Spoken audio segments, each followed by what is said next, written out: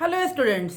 तो केमिस्ट्री के first chapter का हम लोगों ने ऑलमोस्ट डिस्प्लेसमेंट रिएक्शन तक जान चुके हैं कि डिस्प्लेसमेंट रिएक्शन क्या होता है। इस चैप्टर से स्टार्ट करने से पहले मैं फिर से बता रही हूँ आपको, इस चैप्टर में आपका सिर्फ दो चीज़ बहुत ज़्यादा इंपॉर्टेंट है। एक तो आपका बैलेंसिंग बहुत ज़्यादा इंपॉर्टेंट है, ठीक है ना। बैलेंसिंग इतना इंपॉर्टेंट है, अगर बैलेंसिंग आपके यहाँ से ज़रा भी मिस हुआ तो आपका पूरा केमिस्ट्री ख़त्म हो जाएगा। समझ में आ रही बात।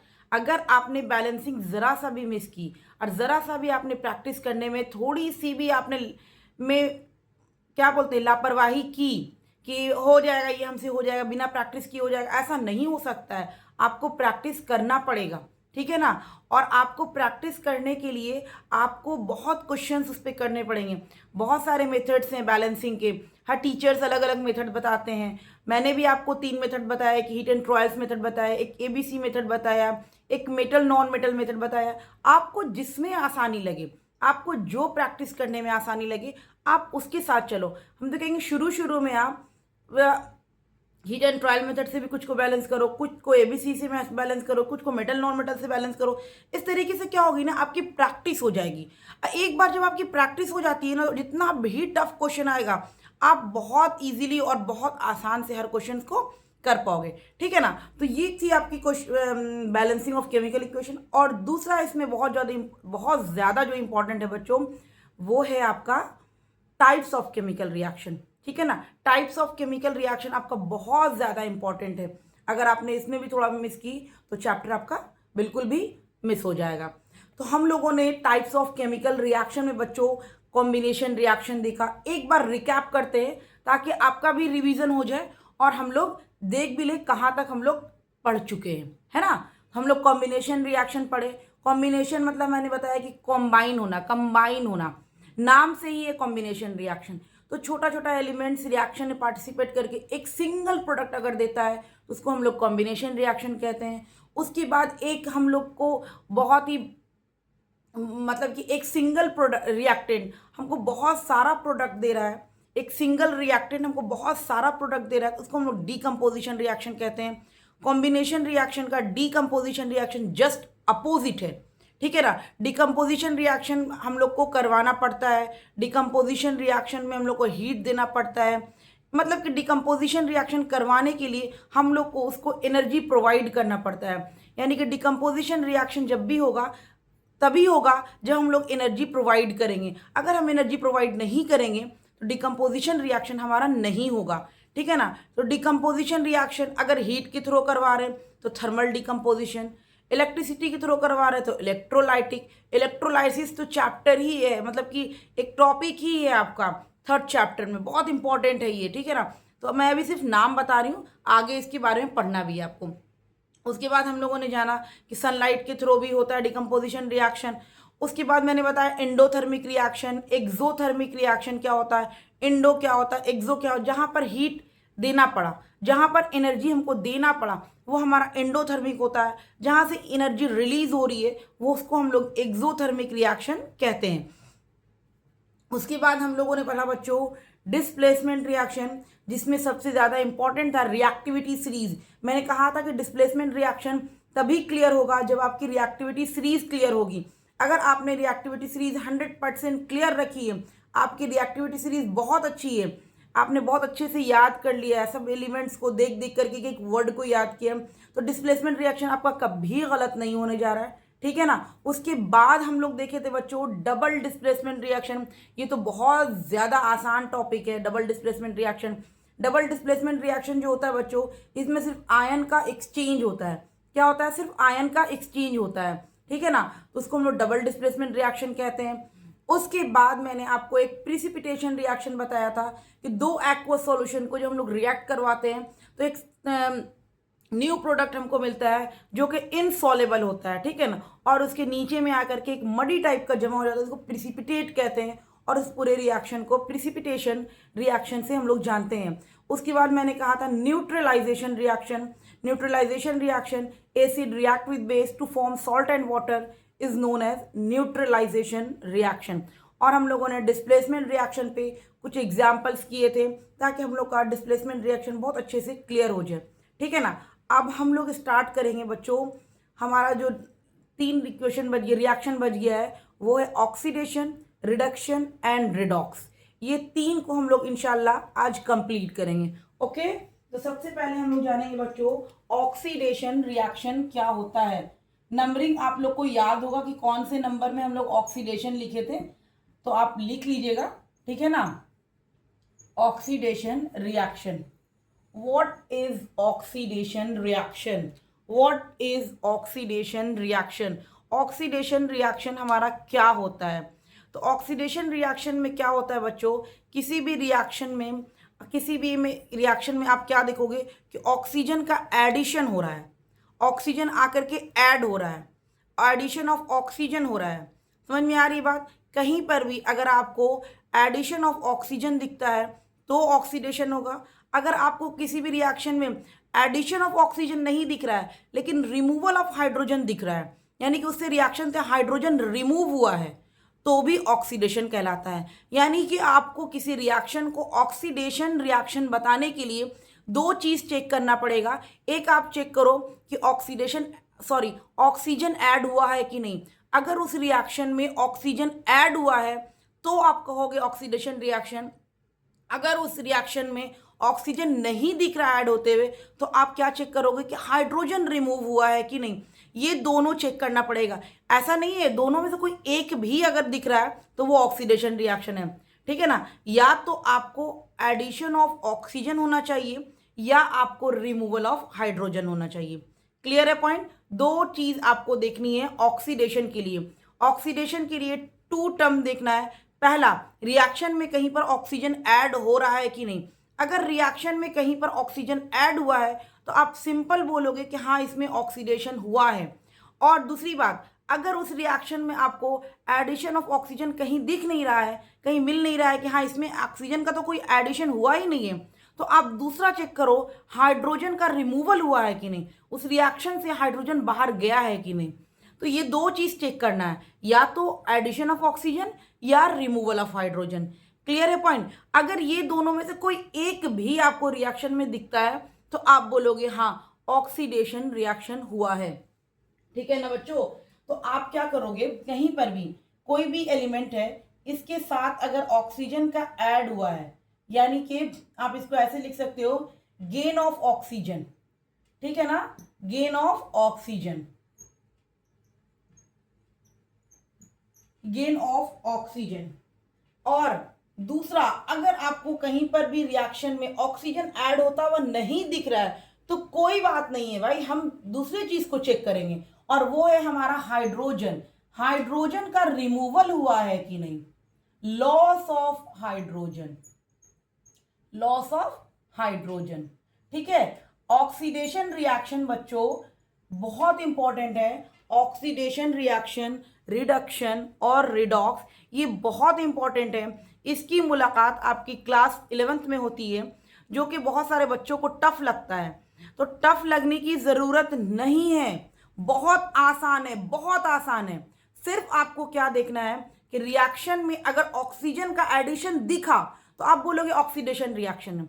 अगर आपको रिएक्शन में ऑक्सीजन का एडिशन कहीं नहीं दिख रहा है तो भी आपको टेंशन लेने की जरूरत नहीं है। आप देखो भाई हाइड्रोजन तो रिमूव हुआ है कि नहीं, तो एडिशन ऑफ ऑक्सीजन होगा या रिमूवल ऑफ हाइड्रोजन होगा, गेन ऑफ ऑक्सीजन हो या लॉस ऑफ हाइड्रोजन हो। ये दोनों में से कोई एक भी दिख रहा है आपको रिएक्शन में तो आप कहोगे कि हाँ इसमें ऑक्सीडेशन हुआ है, ठीक है ना। इन oxidation reaction, in oxidation reaction, in oxidation reaction, addition of oxygen, addition of oxygen and in oxidation reaction addition of oxygen and removal of hydrogen take place, removal of hydrogen take place, removal of hydrogen take place। Okay देख लीजिए, मैंने बहुत simple में आपका लिखा है, कुछ भी मैंने नहीं लिखा, बहुत आसान सा टर्म मैंने बताया कि ऑक्सीडेशन क्या होता है बच्चों और रिडक्शन क्या होता है। मैंने आपको बताया addition of oxygen and removal of hydrogen, ठीक है ना। आपको कुछ भी नहीं दिखना है। आपको अगर रिएक्शन में कहा कि बताइए ये ऑक्सीडेशन रिएक्शन है कि नहीं, तो आप जाकर के चेक करना एडिशन ऑफ ऑक्सीजन हुआ है कि नहीं। अगर एडिशन ऑफ ऑक्सीजन हुआ है तो आप टिक मारोगे, हाँ भाई ये ऑक्सीडेशन रिएक्शन है। अगर मान लिया कि आपको वहां पर ऑक्सीजन का एडिशन दिख नहीं रहा है, कोई बात नहीं, आपको टेंशन ही नहीं लेना है, टेंशन नहीं लेना है। आपको क्या देखना है, हाइड्रोजन का लॉस हुआ है कि नहीं। समझ में आ रही बात, हाइड्रोजन का लॉस हुआ है कि नहीं। फिर आप देखोगे हाँ हाइड्रोजन का लॉस हुआ है, तो आप बोलोगे हाँ ऑक्सीडेशन रिएक्शन है। तो दोनों में से कोई एक भी मिल जाएगा तो वो ऑक्सीडेशन रिएक्शन होगा। क्लियर है पॉइंट। देखिए addition of in oxidation reaction, addition of oxygen and removal of hydrogen take place is known as oxidation reaction. इसका हम लोग थोड़ा एग्जाम्पल भी कर लेते हैं बच्चों, ठीक है ना। हम लोग थोड़ा एग्जाम्पल कर लेते हैं, क्योंकि बिना एग्जाम्पल से तो हम लोग की थ्योरी थोड़ी ना क्लियर होगी। क्लियर है पॉइंट। हम लोग एग्जाम्पल करेंगे, जैसे मैं एग्जाम्पल में आपका ले लेती हूं जिंक। जिंक जो होता है किस फॉर्म में पाया जाता है, सॉलिड के फॉर्म में, ठीक है ना। जिंक का जो है हम रिएक्शन करवा दे रहे हैं ऑक्सीजन से। किससे, ऑक्सीजन से। ऑक्सीजन हमारा गैस के फॉर्म में होता है, तो जब ये रिएक्शन करता है तो हमको जिंक ऑक्साइड देता है। क्या देता है बच्चों, जिंक ऑक्साइड देता है, ठीक है ना। जिंक ऑक्साइड देता है। जब इसको हम लोग हीट करते हैं तो हम लोग को जिंक ऑक्साइड मिलता है, जिंक ऑक्साइड। अभी देखो रिएक्शन को सबसे पहले हम लोग बैलेंस कर लेते हैं। देखो यहाँ 2 ऑक्सीजन है, यहाँ 1 ऑक्सीजन है, तो यहाँ हम 2 ऑक्सीजन बना देते हैं। मैंने आपको बैलेंसिंग में सिखाया है कि कोई भी नंबर हम यहाँ पर या उस फॉर्मूले को हम डिस्टर्ब नहीं करते हैं, हम कोई भी नंबर ऐड करते हैं तो उसके फ्रंट में ऐड करते हैं। क्लियर है पॉइंट। तो मैंने ऐड किया तो ऑक्सीजन तो आई होप कि बैलेंस्ड हो गया, आप लोगों को दिख रहा है ना। ऑक्सीजन आपको बैलेंस्ड होता हुआ दिख गया। अब जैसे ही मैंने ऑक्सीजन को बैलेंस्ड किया बच्चों, देखो जिंक जो है हमारा अनबैलेंस्ड हो गया, तो हमको जिंक को भी तो बैलेंस करना पड़ेगा। यहाँ देखो बच्चों 2 जिंक बन गया, यहाँ 1 ही जिंक है, तो मैं इसके आगे 2 लगा देती हूँ, तो 2 जिंक हो गया।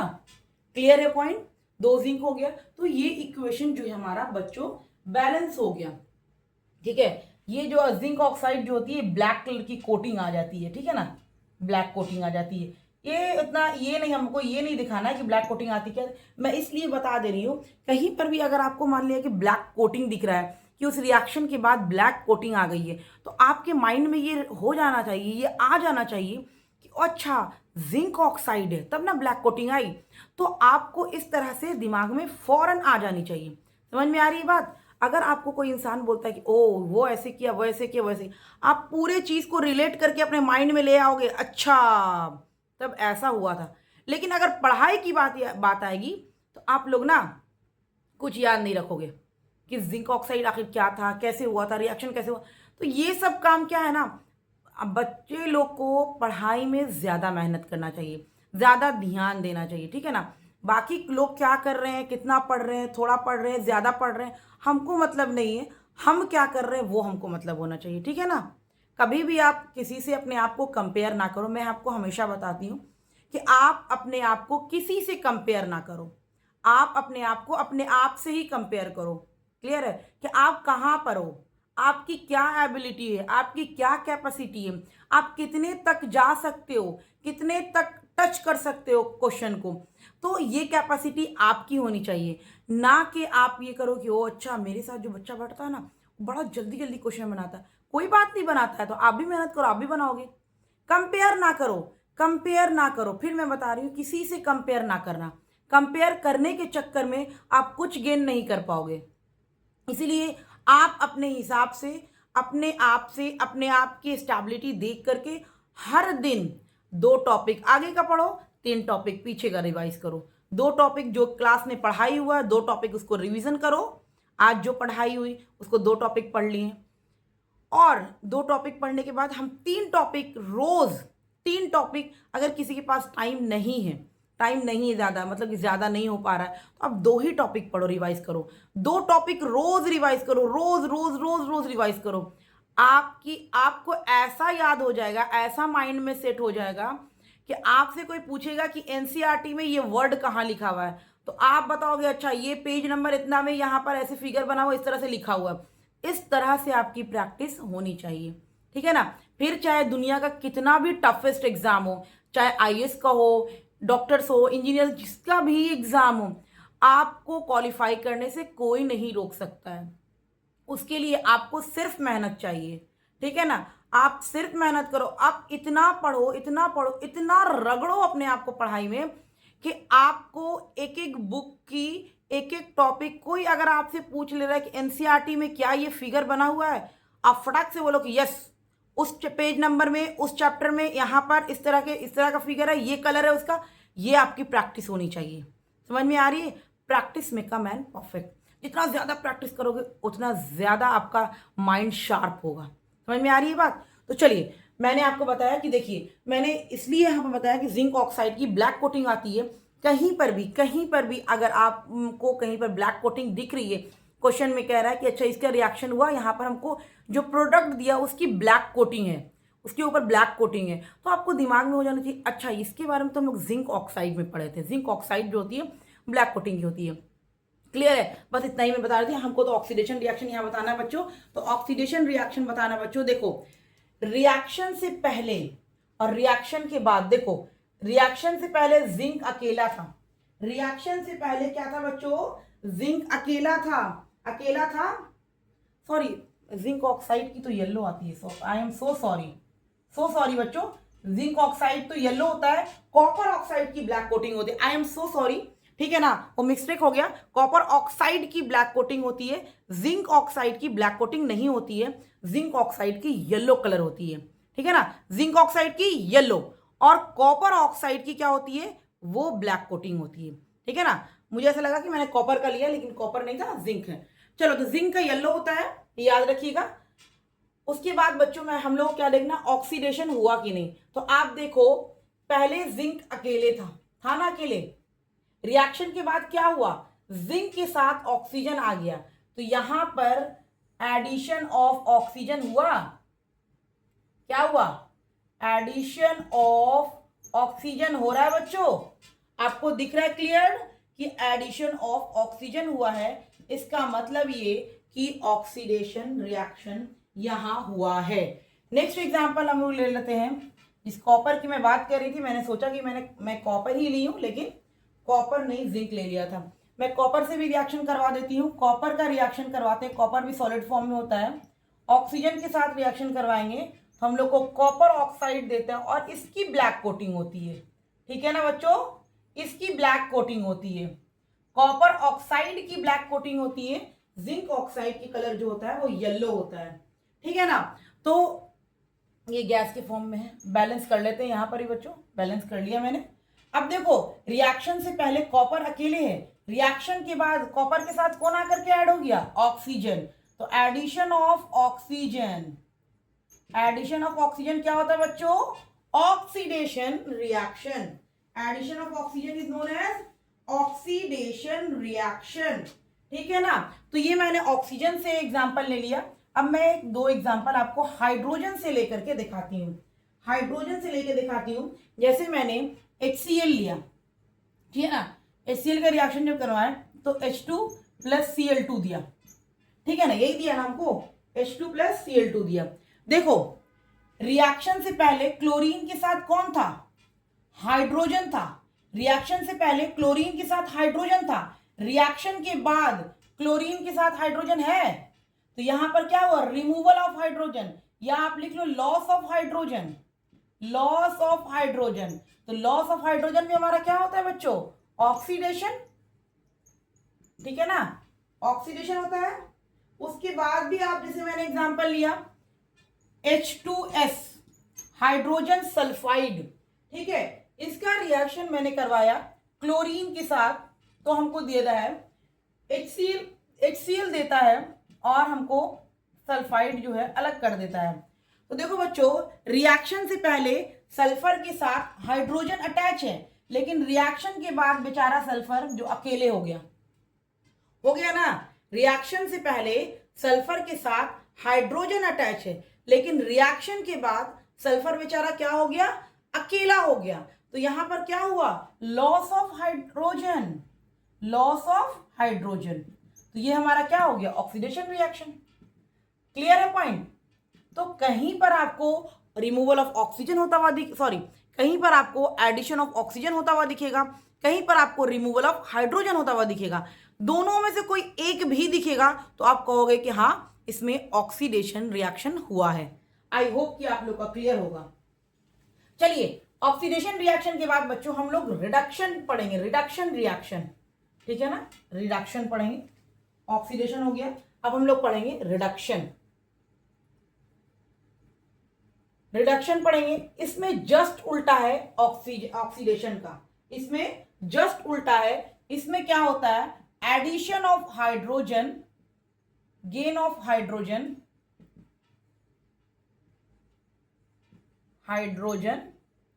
Gain of hydrogen and loss of oxygen, loss of oxygen. ठीक है ना, कोई एक को ही आप अपने माइंड में याद रखिएगा, अगर दोनों याद रखिएगा थोड़ा सा आपसे मिस हो जाएगा।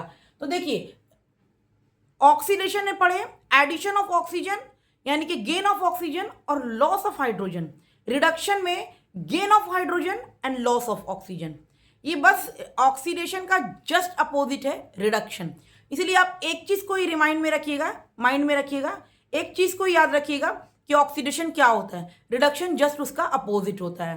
ठीक है ना, ताकि आप लोग एग्जाम में जब बैठो तो कंफ्यूज ना हो, क्योंकि जब कोई टर्म हम लोग नया पढ़ते हैं ना, नया सीखते हैं ना, अगर हम लोग दो तरह का चीज सीख लिए तो एग्जाम बैठे कंफ्यूज हो जाते हैं कि ऑक्सीडेशन क्या था, रिडक्शन क्या था। तो ऑक्सीडेशन में addition of oxygen, addition of oxygen, removal of hydrogen. Reduction में addition of hydrogen and removal of oxygen. ठीक है ना, उसको हम लोग कहते हैं reduction. In reduction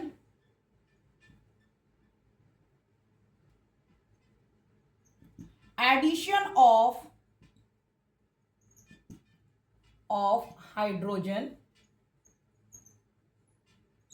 and removal of oxygen and removal of oxygen, यानी कि जहां पर हम लोग को हाइड्रोजन ऐड होता हुआ दिखे और ऑक्सीजन रिमूव होता हुआ दिखे तो उस रिएक्शन को हम लोग बच्चों रिडक्शन कहते हैं। कैसे, मैं एग्जांपल ले लेती हूं, ये आप लोग लिख लिए होंगे, मैं बस एग्जांपल लेके दिखा रही हूं आप लोग को।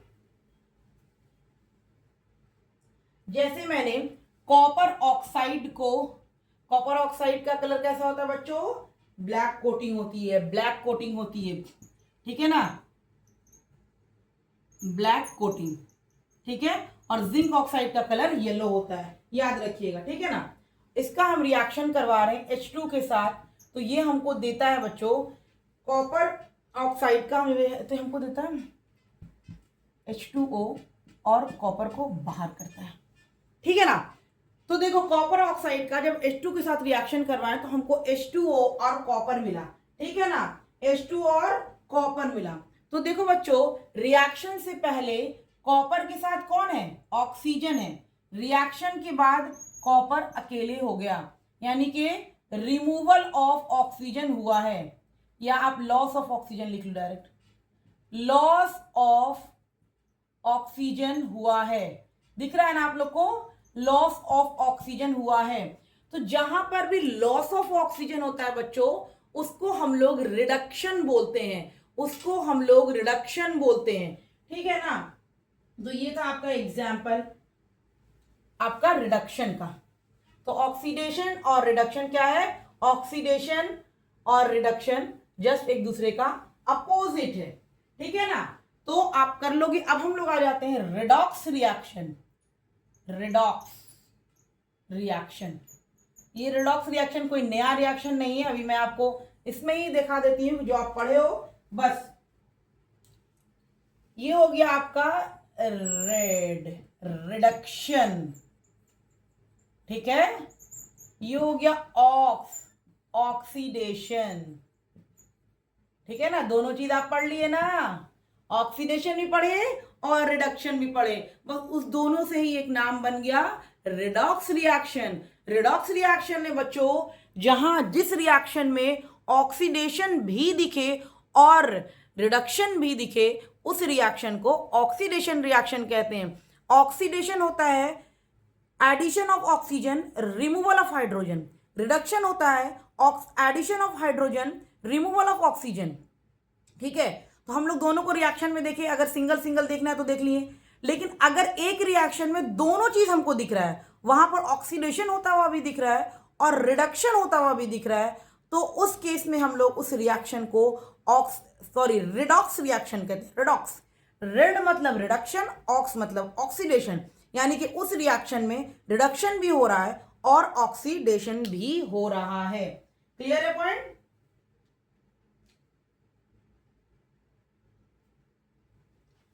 reaction involving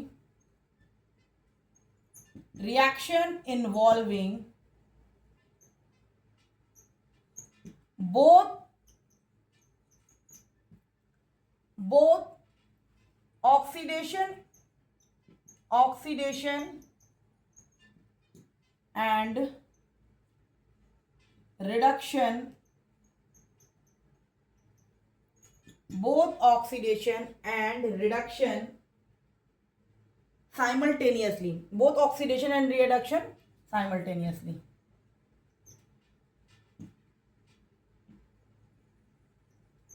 किसी रिएक्शन में ऑक्सीडेशन भी और रिडक्शन भी दोनों साथ साथ हो रहा है तो उस रिएक्शन को हम लोग रिडॉक्स रिएक्शन कहते हैं। जैसे मैं एग्जांपल ले लेती हूं, ठीक है, एग्जांपल ले लेती हूं।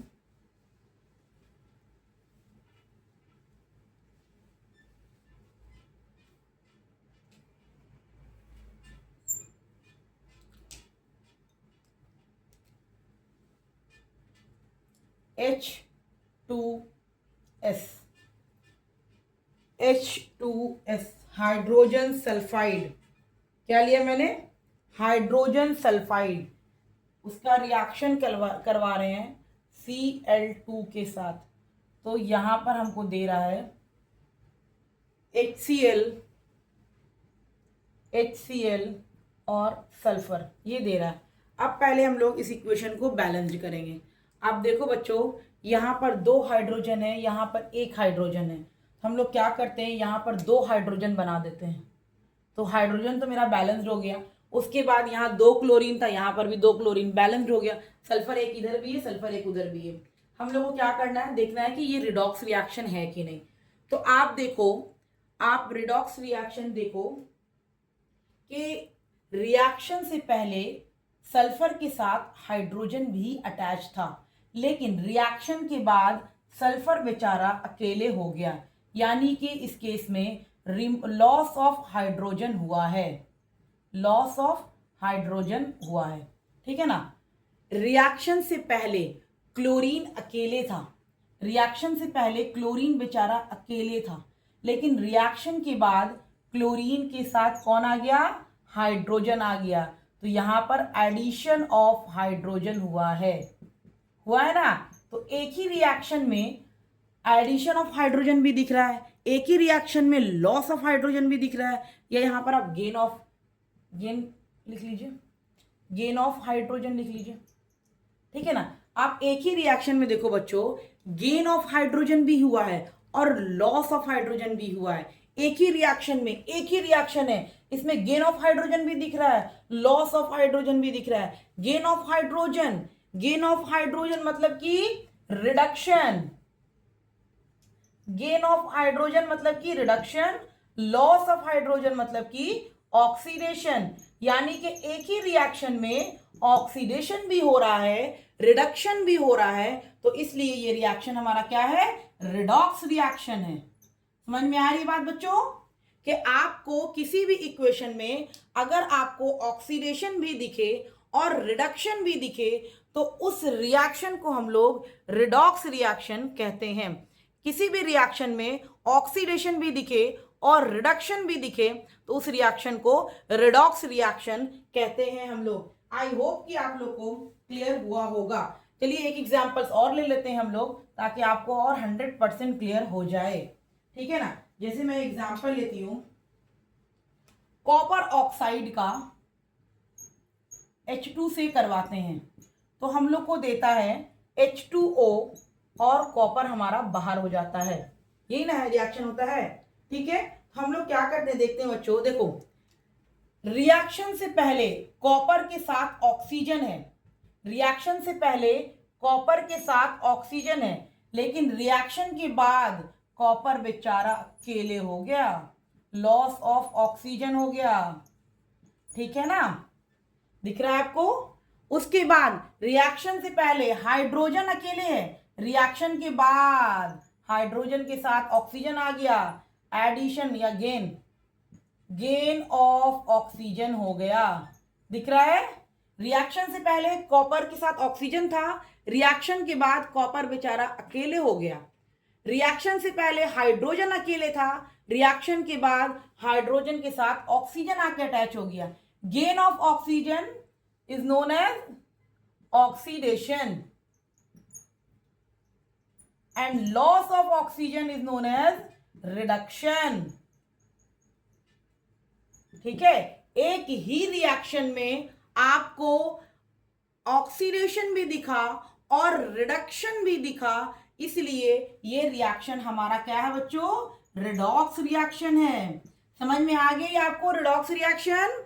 सबसे पहले आपको ऑक्सीडेशन याद रखना होगा। What is oxidation? तो ऑक्सीडेशन का मतलब जहां पर एडिशन ऑफ ऑक्सीजन और रिमूवल ऑफ हाइड्रोजन दोनों में से कोई एक भी दिख जाएगा तो वहां पर ऑक्सीडेशन हो रहा है। उसके बाद रिडक्शन में addition of hydrogen and removal of oxygen दोनों में से कोई एक भी आपको दिखेगा तो वहां पर रिडक्शन हो रहा है। और किसी इक्वेशन में दोनों हमको दिख रहा है, ऑक्सीडेशन होता हुआ भी दिख रहा है, रिडक्शन होता हुआ भी दिख रहा है, तो उस रिएक्शन को हम लोग कहते हैं रिडॉक्स रिएक्शन। यहां पर आपका टाइप्स ऑफ रिएक्शन कंप्लीट होता है और ऑलमोस्ट आपकी टॉपिक कंप्लीट होती है। बस एक थोड़ी सी टॉपिक आपकी बची है जिसमें हम लोग रैंसिडिटी और क्रोजन वगैरह पढ़ेंगे। उसके बाद ये चैप्टर हमारा फिनिश्ड हो जाएगा। उसके बाद हम लोग बहुत सारे क्वेश्चंस करेंगे इस पर, ताकि ये चैप्टर आपका 100% क्लियर हो जाए। क्लियर है पॉइंट? तब तक याद रखिएगा और हर चीज समझते रहिएगा और एक एक टॉपिक को समझ समझ के पढ़िएगा। ओके।